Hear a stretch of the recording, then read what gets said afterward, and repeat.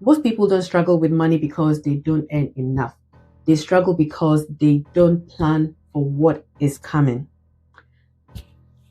Car repairs, school supplies or expenses, funeral cost, birthdays, Christmas, these are all not surprises. They are very predictable, yet they come as a surprise to us.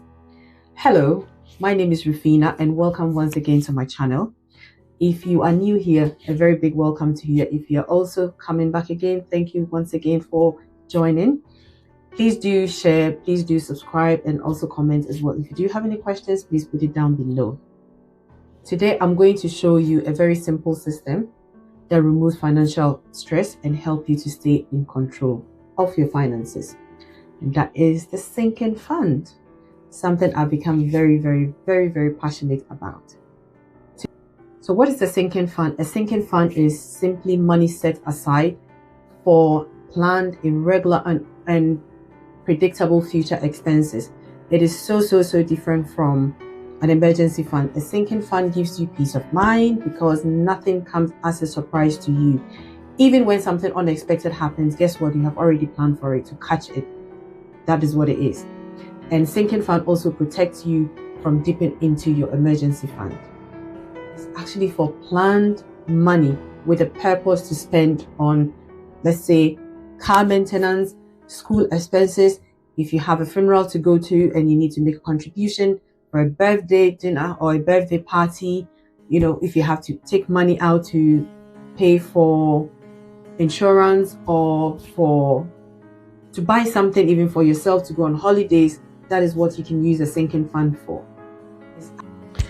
Your emergency fund is for the unknown. So things like job losses, crisis, any major unexpected event that would probably, have a major impact on your finances. That's what your emergency funds are for.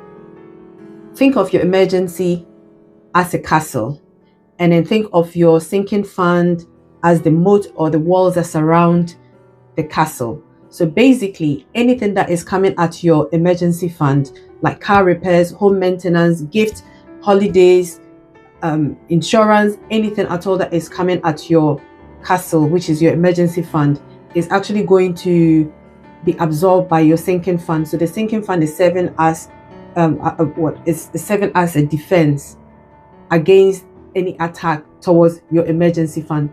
Why do you need a sinking fund? You need a sinking fund because if you have a sinking fund, guess what? You don't need to use your credit card. You don't need to dip into your emergency fund. You don't need to be stressed when there's a bill coming up. Even though you knew it was coming up, you've already prepared for it. You don't feel like money just disappears. But when you have a sinking fund, there is this peace of mind that comes with it. Nothing feels as a surprise. You stay in control. Your emergency fund is well protected. And then also it just reduces your financial stress as well. So these are one of the many reasons why you actually need a sinking fund. So the sinking fund should not be a wish list, but it should be something that is personal to you, surrounding your own personal circumstances. So for example, it's myself, my husband, and 2 kids. So my sinking fund will be very different from a family of, let's say, 5 and a pet. It will also be very different from a couple. It will also be very different from a single person. In this video, I'm going to use myself as an example and all the expenses or some of the expenses that we have as well to make it a bit clearer. And you can adopt that as well according to your own life. So let's take a look at some of the categories or the pots in my sinking fund. As I do mention, I've got 2 kids and a husband, so we've got 2 income. And we do have an emergency fund and also paying off some debt as well. So aside the fact that there's an emergency fund, I've got car maintenance, I've got home maintenance, I've got travel, I've also got the school supplies. We've got money set aside for school dinners, money set aside for school contributions. So when it comes to like contribution for the teachers and for any other fundraising activities, that comes out from it. And then there's another pot set aside for after school club. Also have money set aside for clothing, then for school uniform on its own, Also, the holidays is even split into two as well.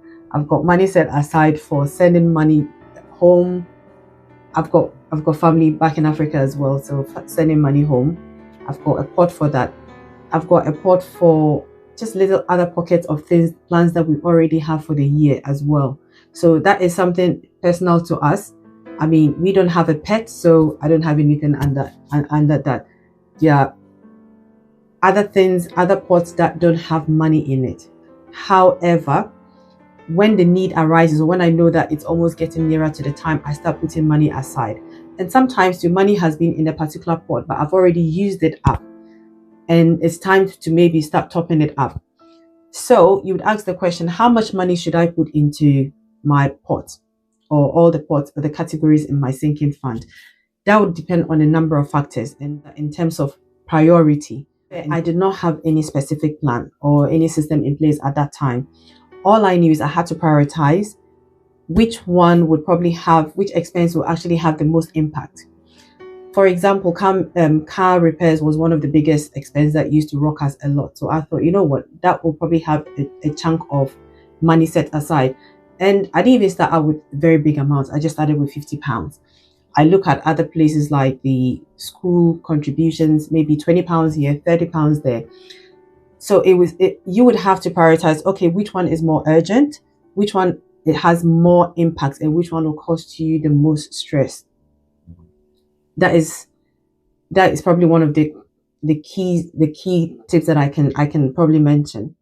As time goes on, your pots will grow, and sometimes some of them will reduce as well. Sometimes some may be a priority at one stage, and some may not be a priority. The most important thing is to start small, whether it's £5, whether it's £10 here and there, and then just be consistent with it. If you know me, you would know that I've told the story so many times, and having a sinking fund has been a game changer. I tell you what, we've had our fair share of car issues. One time the car broke down and it cost about £950 to fix it. Guess what? No sinking fund, no nothing anyway. It had to go on a credit card, and we learned the hard way. Fast forward to now that we have a sinking fund, when something happens, it is such a relief. When you're going for MOT, you're not praying anymore. It's almost like, God, please let this car pass through MOT. Let them not come up with any issues. Obviously, I still don't want the car to come up with any issues. However, if it were to happen, it would be less stressful than when there was no sinking fund towards the car, towards car repairs. Our car had a flat tire, £95. You know what? It did not go on a credit card. I'm like, here's the money. It's painful to see the money go, but we're grateful that there's a sinking fund for it. See? So where do I keep my sinking funds? I keep them in two places. One in Plum, and Plum gives you the chance to open up to 20 pots for a little fee. I also have the second set in Monzo. Now you ask me, why do I have them in two places? Well, with Monzo, when I need the money immediately, I can have access to it. It doesn't mean that I can't have access to it when it's in Plum. However, when it's in Plum, I just put the ones that I don't need. Maybe I'll need it for months to come. And then also with Monzo as well, if you don't transfer any money that you need before 5 p.m., you can't get until the next day. And so with the weekend as well, if you don't transfer any money to yourself by 5 p.m. on Friday, you won't get it until Monday. So, I mean, the ones that I don't need, like I said, I just leave it in Plum, but it really doesn't matter. The most important thing is you don't keep it in your regular account where you can have easy access to it. You can just transfer with a click of a button. That is what you should not do. Some do have the envelope system. I don't use the envelope system. I don't use any other method apart from this. This is what works for me. But if you can find a method that works for you, if the wallet or the envelope also works for you, perfectly fine. There are other accounts as well that offers this. But so far, these are the two that I have used. And if you do have any ideas or any other methods or any other accounts or apps, I know that there are more out there. Please do share as well. You can put them in the comments, and you can also message me. I'm more than happy to get more tips. As you can see, I do have a lot of pots. However, you don't have to. I would also say that I wouldn't really recommend you just keeping all your savings in just one single account, because it's very difficult to track what is for, and it's easy to just dip into it. You don't also have to have as many pots that I have. You have to find what works for you. You can start with 2, you can start with 3. You just have to study what your lifestyle is, what are the expenses that do come out that needs attention or needs to be money to be set up. In reflection, what I would advise is for you to just study the pattern of your expenses. Start very small. You don't have to create as many expenses from the get-go. Like I said, start from 2, 3, and you can build it up. Start with very little funds as well. You don't need to have a whole lot of money, even if it means from starting with £5, £10 here and there, but you just have to be consistent, making sure it's there every month. Automate, because if you wait to do it manually, you would fail. Decide where you want to keep your money, as long as it's not in your checking account or your regular account that all your expenses and everything goes from. That's perfectly fine. I've already recommended the ones that I use. You can find other apps that work for you. If you want to do the envelope style as well, that's absolutely fine. Don't get too emotionally attached to your sinking fund. It is there to be used. It is not an emergency fund. It's not a savings. It's not an investment. It is for a purpose to be used. If you have a birthday party to attend, if you have a girls' night out that you need money for, that's what it's meant for. Just stick to the budget that you have set for yourself. And once that sinking fund is depleted, that's it. It helps you to become very disciplined with your spending. I would also like to mention that you need to use the sinking fund that you have created for the purpose that you have set the money aside for. So, for example, if you have set money aside for a vet bill, you should not use that money to go out on a girls trip, or just because you feel that money is there. You have to be very, very, very disciplined to make sure that the money is going towards what it should. So, for example, I do have money that I send home. I've got some young nephews here and there every now and then.